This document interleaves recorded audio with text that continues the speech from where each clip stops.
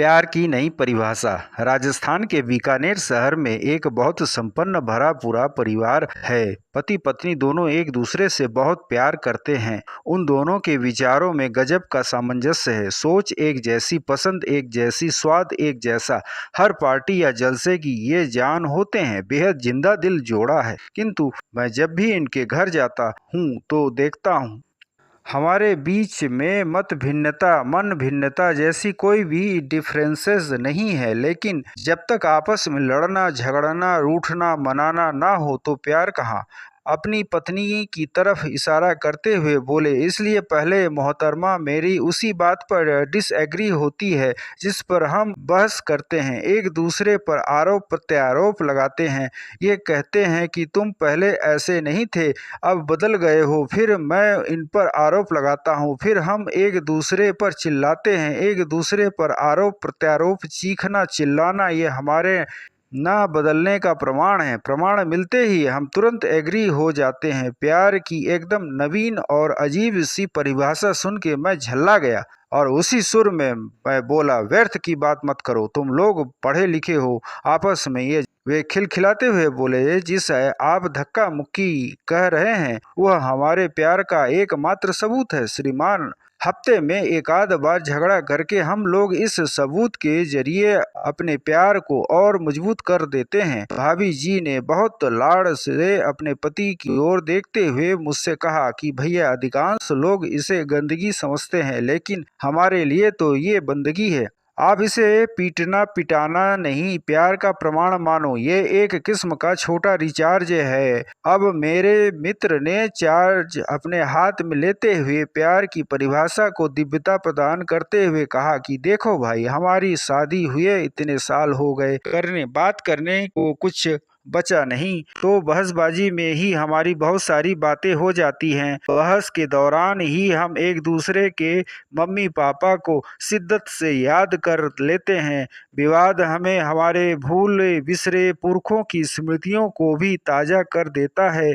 विवाद करते समय ही हम एक दूसरे के संस्कार, परिवार, सभ्यता, संस्कृति पर आलोचनात्मक दृष्टि डाल लेते हैं, अन्यथा कहाँ समय मिलता है। इसलिए इस आपसी नोक झोंक को तुम सकारात्मक दृष्टि से देखो। भाभी जी बोली, शोर शराबे में ही हमें शांति मिलती है भैया। जब शोर समाप्त हो जाए तो समझ लीजिए कि प्यार मर गया। प्यार बहुत आलसी होता है, ना खुद का काम करता, ना दूसरे को काम करने देता, हमेशा सोया रहता। इसे जगाने के लिए शोर मचाना बहुत जरूरी है भैया।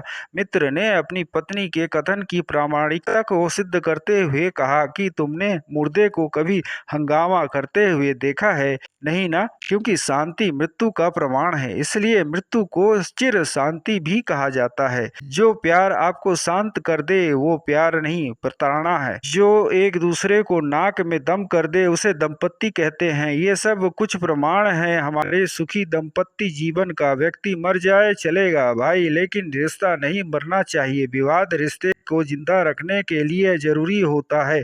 अब हम दोनों बिल्कुल एक जैसे हैं, इससे हमारे बीच विवाद की नई संभावना ही नहीं है, इसलिए हम अकारण ही विवाद पैदा कर लेते हैं। ये हमारे लिए नरकीय यातना नहीं, स्वर्गीय सुख है। महीने में एक बार 2-4 थप्पड़ों का बराबरी से आदान प्रदान हमें एक नई ऊर्जा से भर देता है श्रीमान जी। प्यार तो पैदा होते ही मर जाता है। हम महीने में एक आध बार एक दूसरे को पीट कर इसमें प्राण फूंकते हैं। याद रखो, ये पीट के ही प्रकट होता है। ठीक है, थप्पड़ से शरीर को कष्ट होता है, लेकिन प्यार के लिए थप्पड़ की संजीवनी का काम करता है। प्यार को तुम पीड़ा निवारक मत मानो, प्यार तो पीड़ा कारक होता है। बड़े बड़े संत फकीर तक लिख गए हैं कि प्रेम पीड़ा, इसलिए प्यार करो, उसे पीड़ा अवश्य पहुंचाओ, क्योंकि प्रसन्नता के क्षणों को संसार भूल जाता है, किंतु पीड़ा हमेशा याद रहती है। याद रखो, प्रेमी सब कुछ बर्दाश्त कर लेता है, किंतु कोई उसे भूल जाए यह बर्दाश्त नहीं करता। प्यार का मतलब ही है कि मान सम्मान की चिंता किए बिना अपने प्रिय को हल्कान, परेशान, हैरान कर दो,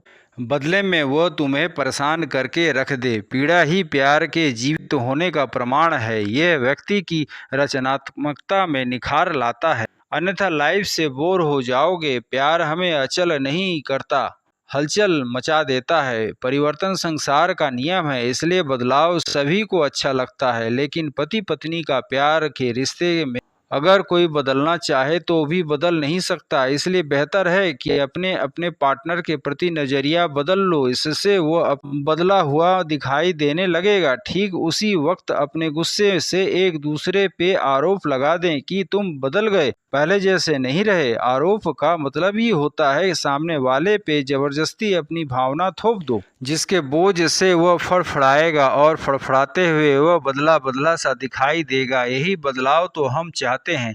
इससे अपनी बदलने की इच्छा भी पूरी हो गई और हम बदले भी नहीं। कुछ देर बाद हम जैसे थे वैसे फिर से हो जाओ। और वे हे करते हुए हंसने लगे। अपने पति को बेहद भाव विभोर होकर देखते हुए भाभी जी बोली, भैया प्यार बर्बादी का दूसरा नाम है। आप इतिहास के पन्ने पलटकर देख लीजिए, जिसने भी प्यार में आबाद होने की कोशिश की वह बर्बाद हो गया, और जो प्यार में बर्बाद हुआ वह आबाद हो गया। इसलिए हम दोनों एक दूसरे को मिटाने की जुगत में लगे रहते हैं।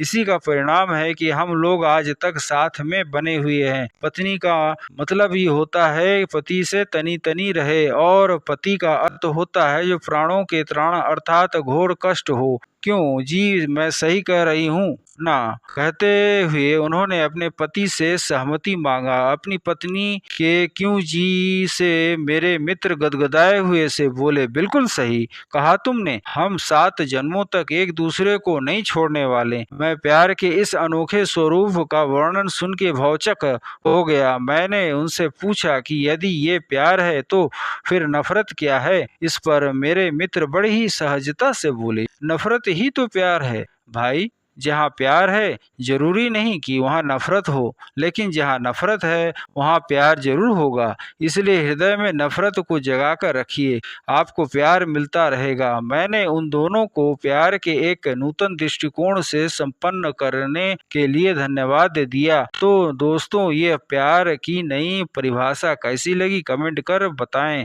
और यह कहानी पसंद आने पर लाइक, शेयर और सब्सक्राइब जरूर करें। धन्यवाद।